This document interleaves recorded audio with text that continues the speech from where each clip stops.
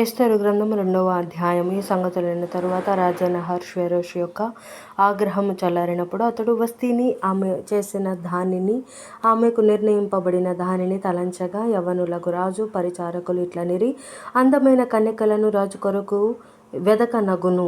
అందునిమిత్తము సౌందర్యవంతులైన కన్యకలనందరిని సమకూర్చి షూషాను కోట అంతఃపురమునకు చేర్చి స్త్రీలకు కాపరియగు రాజు యొక్క నపుంసకుడగు హేగే వశమునకు అప్పగించునట్లు రాజు తన రాజ్యం యొక్క సంస్థానములన్నిటిలో పరిచారకులను నియమించునుగాక. శుద్ధి కొరకు సుగంధ ద్రవ్యములను వారికిచ్చిన తరువాత రాజు ఆ కన్యకలలో దేని యందు ఇష్టపడునో ఆమె వస్తకికి బదులుగా రాణి అగును. ఈ మాట రాజునకు అనుకూలమైన గనుక అతడు అలాగు జరిగించెను. షూషాను కోటలో బెన్యామీనీయుడగు కీషునకు పుట్టిన షీమి కుమారుడగు యాయీరు వంశస్థుడైన మొర్దెకై అను ఒక యూదుడుండెను. బబులోను రాజైన నెబుకద్నెజరు యూదా రాజైన యెకొన్యాను పట్టుకొని పోయినప్పుడు ఇతడు యెకొన్యాతో కూడా యెరూషలేము నుండి చెరపట్టబడిన వారిలో ఒకడు తన పినతండ్రి కుమార్తె అయిన హదసా అను ఎస్తేరు తల్లిదండ్రులు లేనిదై ఉండగా అతడామెను పెంచుకొనెను. ఆమె అందమైన రూపమును సుందర ముఖమును గలదై ఉండెను. ఆమె తల్లిదండ్రులు మరణము పొందిన తరువాత మొర్దెకై ఆమెను తన కుమార్తెగా స్వీకరించి రాజాజ్ఞయు అతని నిర్ణయమును ప్రచురము చేయబడి కన్యకలు అనేకులు షూషాను కోటకు పోగు చేయబడి హేగే వశమునకు అప్పగింపబడగా ఎస్తేరును రాజు యొక్క నగరునకు తేబడి స్త్రీలను కాయు హేగే వశమునకు అప్పగింపబడెను. ఆ చిన్నది అతని దృష్టికి ఇంపైనది గనుక ఆమె అతని కొరకు దయ పొందెను. కాబట్టి ఆమె పరిమళ క్రియల కొరకైన వస్తువులను, ఆమెకు కావలసిన భోజన పదార్థములను, రాజు ఇంటిలో నుండి ఆమెకు ఇయ్యదగిన 7 ఆడపిల్లలను అతడు ఆమెకు త్వరగా ఏర్పరిచి ఆమె చెలికత్తెలను అంతఃపురములో అతి శ్రేష్టమైన స్థలమందుంచెను.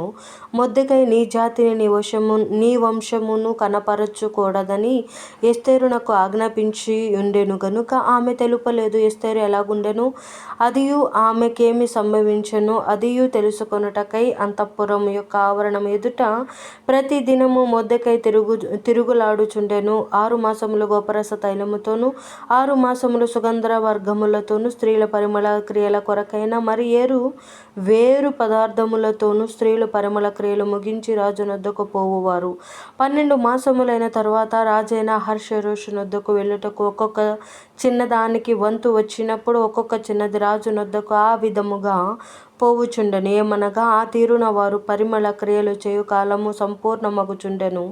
మరియు అంతఃపురములో నుండి రాజు ఇంటిలోనికి వెళ్ళవలసిన సమయమందు ఆమె ఏమేమి కోరునో అది అట్టి స్త్రీకి ఇయ్యబడుటకద్దు. సాయంత్రమందు ఆమె లోపలికి వెళ్ళి మరుదినము ఉపపత్నులను కాయు రాజు యొక్క షండుడైన షయర్సార్గాజు అను అతని వశములోనున్న 2వ అంతఃపురమునకు తిరిగి వచ్చును. ఆమె యందు రాజు సంతోషించి ఆమెను పేరు పెట్టి పిలిచితేనే గాని ఆమె రాజునొద్దకు మరలా వెళ్ళకుండెను. మొర్దెకై తన కుమార్తెగా స్వీకరించుకొనిన తన పినతండ్రి అయిన అబీహాయీలు కుమార్తెయగు ఎస్తేరు రాజునొద్దకు వెళ్ళుటకు వంతు వచ్చినప్పుడు స్త్రీలను కాయు రాజు యొక్క షండుడైన హేగే నిర్ణయించిన అలంకారముగాక